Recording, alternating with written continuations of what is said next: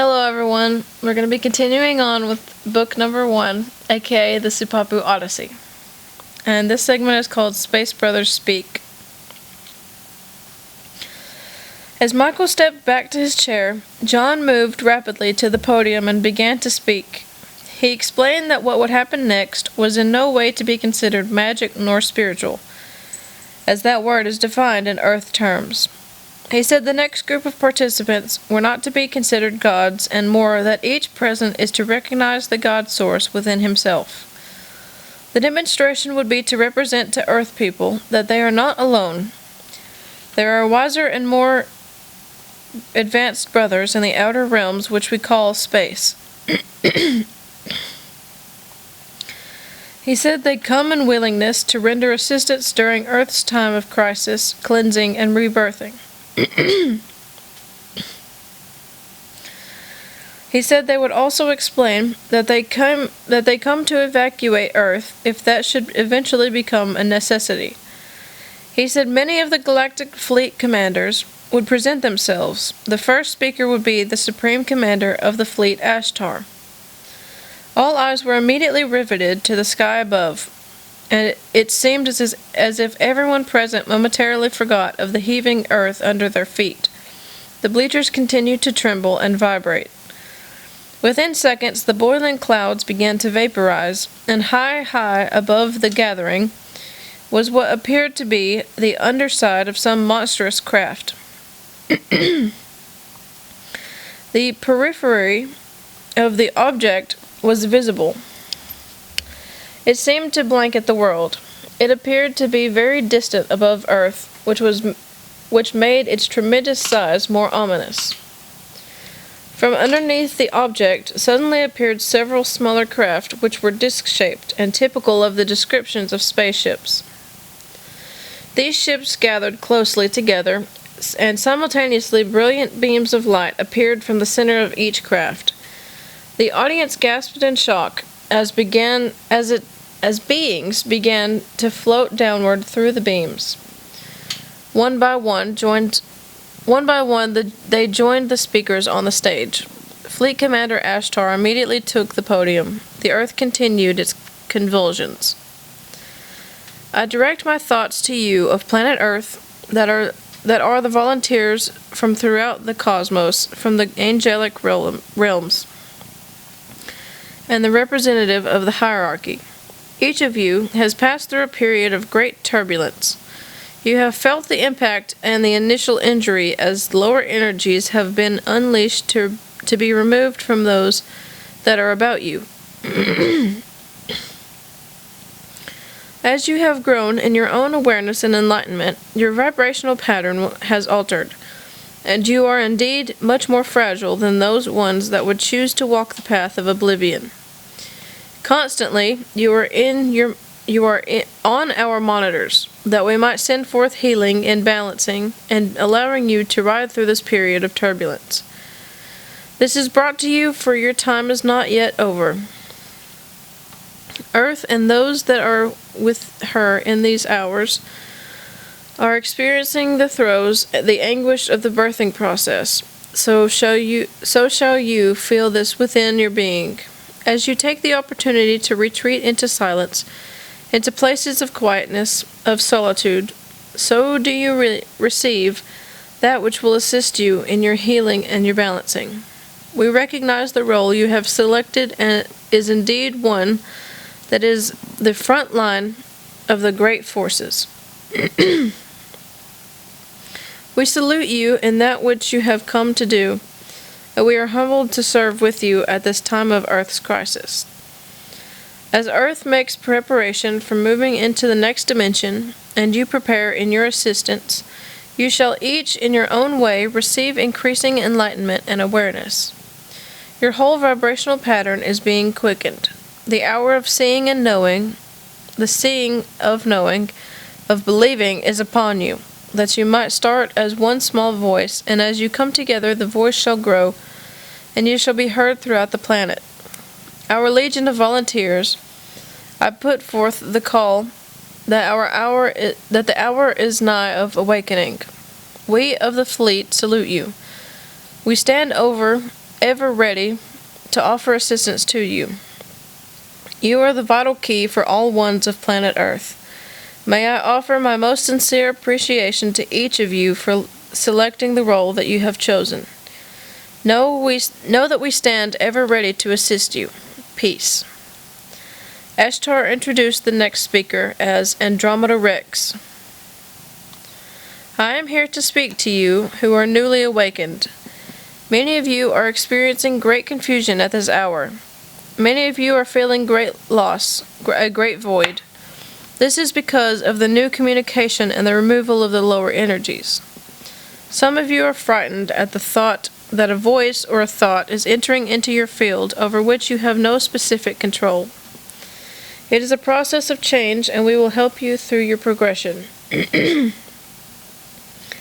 Many of you will experience communication from other dimensions. This is not the role of all on planet Earth. Indeed, if all were to grow the seed, then who would weave to make the garments? Or if all of you were to grow the seed, then who would build the dwellings? Each will have your own unique role. As you become aware of your involvement with us, of your role, of your purpose, our communication with you will become more easily established.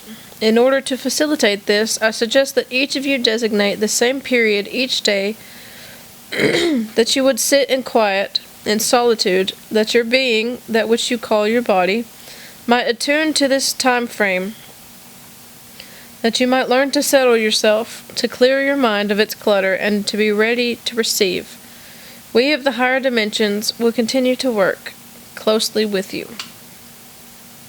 Soltech took the podium.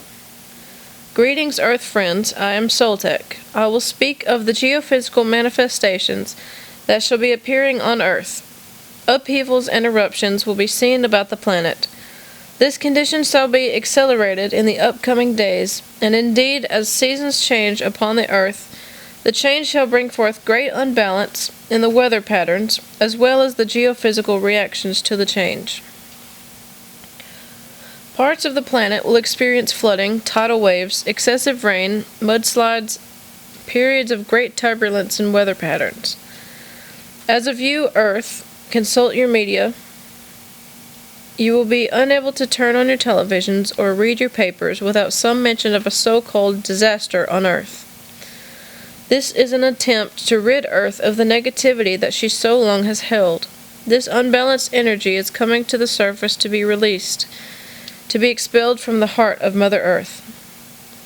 This shall be a time, as seasons change, that these shall be altered. The season that you call spring shall be minimal, just as that season which you call fall. There shall be a sliding from the extreme of summer to the extreme of winter, and from the extreme of that which you call winter into that which is called summer. The balmy times upon your planet shall begin to minimize as the weather patterns react to that which is being released from Mother Earth and those of you that are with her. We have placed a belt of ships around the center of Mother Earth to assist in her stabilization. We have stationed at each of the polar areas large magnetically controlled ships to assist in the stabilization from that view. We will continue these efforts to hopefully prevent further wobbling or imbalance of Earth on her axis as these changes progress. We do not know at this point how long of a period of time we can maintain the present balance. As the severities increase, there will be a shortage of food supplies as you recognize them. Plants will be introduced in various locations on your planets which shall be discovered, and use shall begin. I offer encouragement, and I share freely of that which I have available. The Earth movements had lessened in frequency as the next speaker took the floor.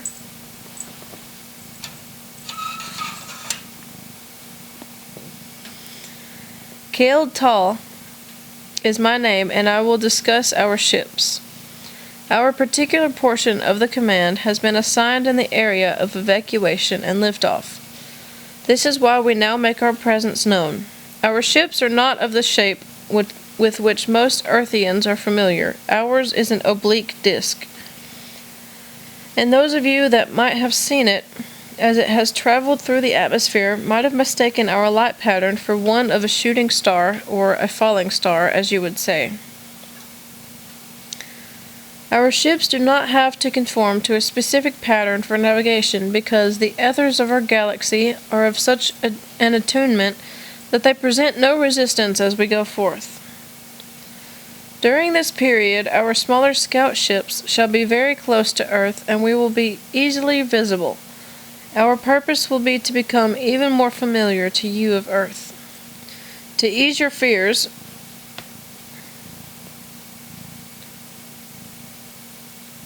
should evacuation come necessary. Lost my place there. Kilta was replaced by one he introduced as Beatrix. Greetings, I am here to speak with you who are architects, physicists, and biochemists. You must now find new answers that you do not take away from, but rather contribute to. Man of Earth has felt he has accomplished a great deal as he split the atom. Indeed, he has accomplished far more than he realizes, for by splitting the atom of the living elements, he has indeed speeded up the hands of the clock. As one atom of one living element feels of its unbalance, so do all living atoms through the cosmos feel of this unbalance also. You noted ones of science have overlooked the magnetic pull of Earth and of the ley lines that are about Earth. You have overlooked the use of the crystal. You have overlooked the use of various gemstones that are found about your planet. These long forgotten knowings shall come to the surface for ones of this day, and ones in places of your university settings, and those areas of your businesses and your companies that employ others, for their ability to think and reason shall come together in a mutual sharing toward enlightenment. Man's first realization will be that of the undoing he has created by splitting the atom. You must rethink your way of living. Scientists of your great nations must come together to share knowledge and expertise. You must learn to share without external influences of your political governments. You must speak as brothers. You must build a peaceful environment or you cannot survive. The feeling of restlessness seemed to begin to unnerve the audience as the realization of the reality of the moment began to take hold. One known as Algernon quickly rose to speak. We must turn our attention to the severe problems you face with health and nutrition on Earth. There will be great cleansing of Earth, and souls are going to rapidly be removed from your planet. You will find illnesses widespread. There will be no earthly cure for these illnesses. This has already begun with the introduction of that which is known to you of Earth as AIDS. You will continue to also experience that which is known to you as cancer. There will be a widespread increase in those diseases caused by the lower energy forms, those such as AIDS and other forms of venereal diseases. Do not despair, as the general health for light workers shall actually be increased. Many alternate sources of foods, rather than the animal proteins, will become most familiar. Many ones will try the new plants and find ways to prepare these that shall be most palatable to all of you. This will be a great time of regaining balance and attunement for those of you known as the light workers.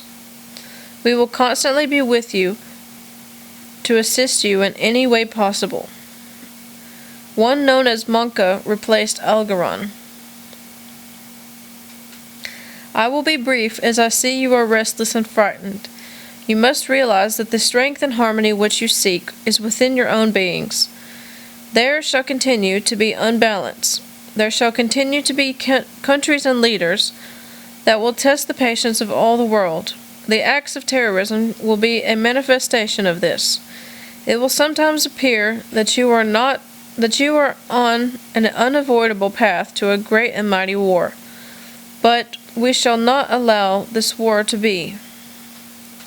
Yes, the hold will be most tenuous, but war shall not pervade on planet Earth.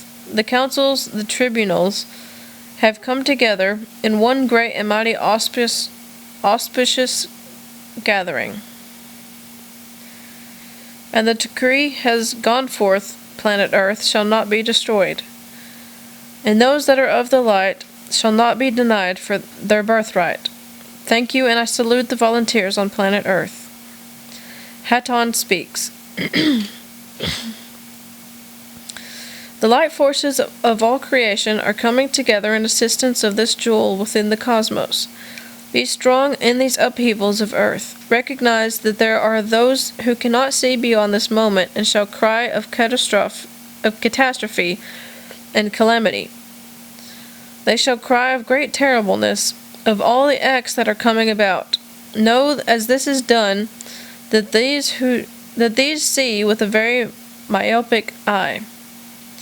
Always look beyond the moment. Look to the divine purpose. We work toward the universality of all mankind. We are your brothers. Salut, salut, salut. And that'll be the end of this segment.